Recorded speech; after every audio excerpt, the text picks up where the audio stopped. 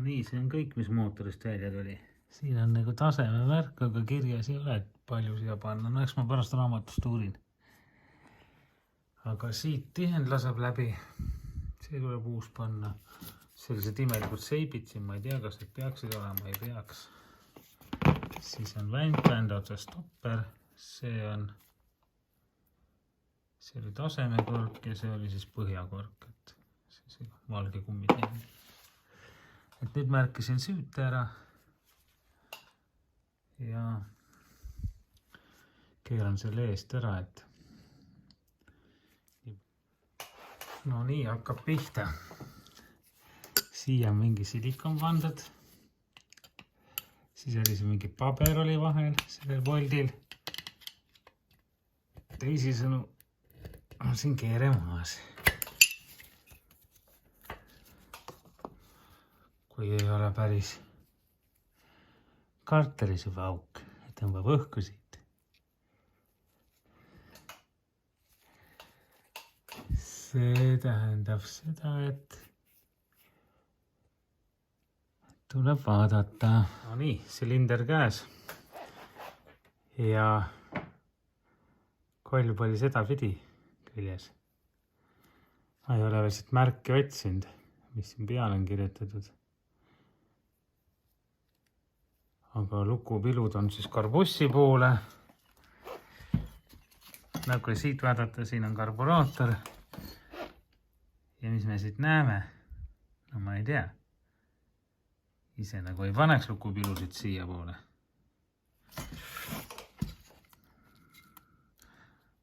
Ma pakun, et lukupilud võiks olla väljalaske pool. Ehk siis minu mõtlemise järgi on kolb tagurpidi sees. Mingi tükike.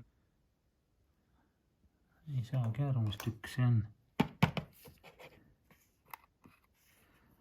Ennast on see mingi metallitükk.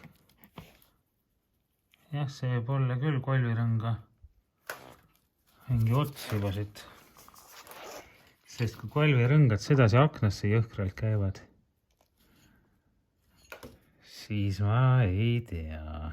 Jah, seal on mingeid laaste veel. Ja kui seda kolvirõnga otsa vaadata, siis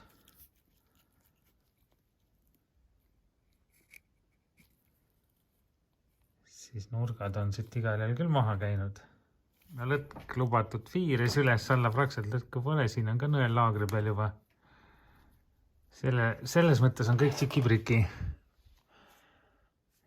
No suure tõenäosusega ma võtan ta ikkagi maha ja lahti, sest vaadates selle remondimehe käekirja siis ega siin valikut ei ole. Lihtsalt juba selle pärast, et garanteerida tihedus karterile.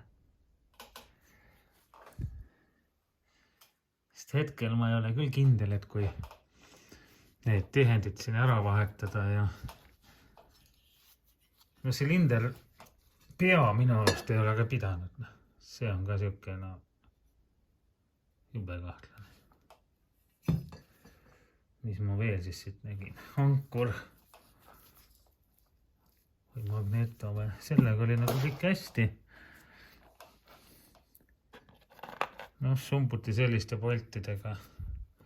Karbulaator kahe väikse kruviga. No ütleme nii, et kõik asjad on igalt poolt läbi lasknud, kus vähegi võimalik midagi läbi on lasta. Aga põhiviga jah, siin praegu on ikkagi see, et vend on uue kolvi pannud, aga tagurpidi kolb käib akendesse, rõnga otsad on juba ära murtud.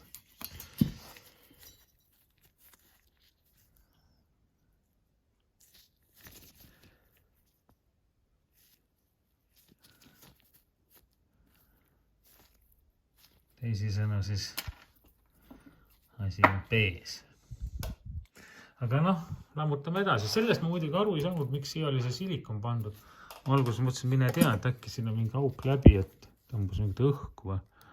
Aga no ei ole, siin on ikkagi põhi all ja keere oli ka nagu korras, kas siis sellepärast, et raputas lahti süüte plaadi. No ei tea, ma ei oska midagi kosta. Võtan siit selle keti poole ka veel maha, siis saab teisele poole kolida ja eks siis öeldakse suhtleme jälle. Tõstsin siis mootori maha ja olnud mõtet edasi tegeleda. Läheb täiesti pilbasteks. Siin siis kaan kahe ilusa kruviga. Kinnitusvahenditest väike pilt siin, mis meil siin on, mootoripoldid. Silindri alust tihendit ei olnudki. Hammasratta mutter on praegu võlli otsas, kuna tahan selle lõtku näidata. Ega siin midagi, kinnitusvahendid on tegelikult vähe sellel mootoril. Ja need vähesedki, mis siin on, olid praktiliselt lahti, et seda saksa ornungit, mida ma nagu näha siin tahtsin, ma kahjuks ei näe. Silindril on alles hoonijäljed sees, et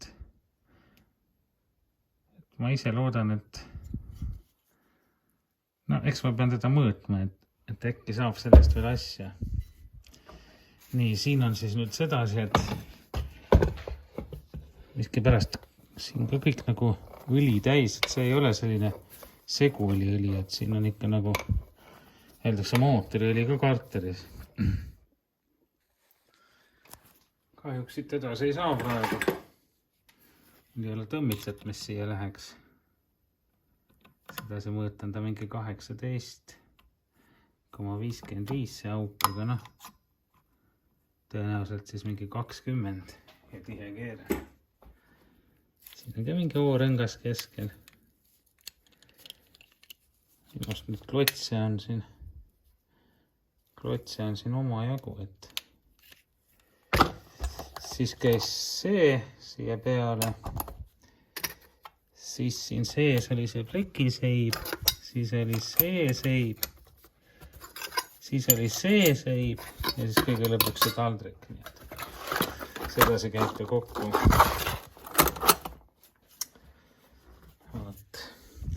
Siin paistab üks simmerling olema, no mis seal edasi on, saab joonise pealt vaadata, et suure tõenäosusega on kõiki detaile uusi vaja. Et eks ma homme lammutan edasi, kui tõmmitsa saan.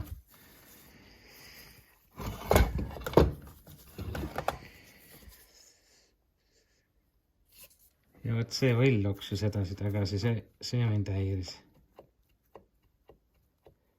Võib-olla natuke liiga palju.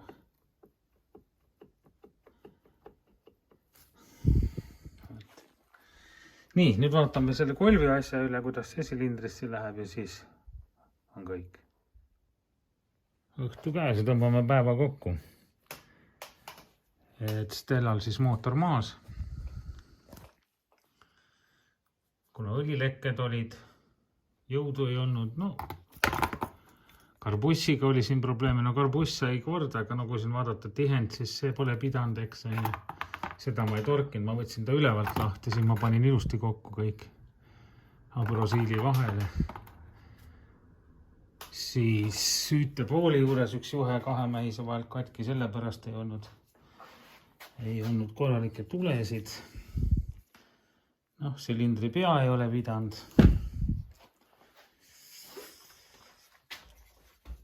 Siis silindri ja karteri vahel ei olnud tihendit. Kolb oli tagurpidi sees, ometi on tal nool peal, et väljalaske poole, no siit on näha väljalaske jälg.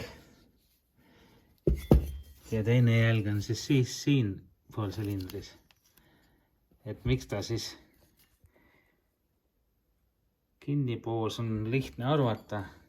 Vaatamata hästi rikkale, siin on siis see jälg, noh selle jälgi on ka veel näha, et kolb on olnud tagurpidi, rõngad siin, karbussi pool, lukupilud ja kui siia sisse vaadata, siis on selge, et see peab akendisse minema. Siin teda sellise megatihedusega ei saagi teha, et siis ta jookseb ka kohe kokku, et aga aga noh, muidugi võiks parem olla, aga siin midagi nüüd ülearu head ka ei ole, ta on täpselt piiri peal. Aga ma tellin uue kolvi, ma vaatan.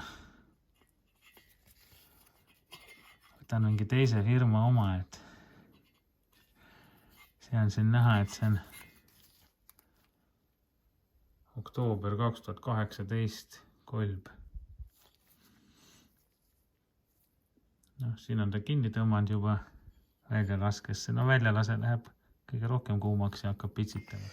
Ehk siis korralik pesu, harjadega läbi käia, hooniga üle käia, uus kolb, tihendid. Õnneks vänt on hea, aga noh, lahti tuleb ikka võtta pooleks ja muud asjad siin. Ütleme niisugult, põhiline on ikkagi koostamise kvaliteet ja täpsus, et see ei paista siin olema paigal, et muidu oleks see masin sõitnud, aga noh, siis ei oleks teda muidugi ära müüdud, et selle raha eest seda Stellat ma muidu ju saanud ei oleks, kui ta oleks korras. Ja kas ta teda üldse müünud oleks. Vot siis nii, seega toimetame edasi. Uurime asju ja otsime tõmmitsa ja proovime ta pooleks saada ja siis on näha, mis siin veel on sees.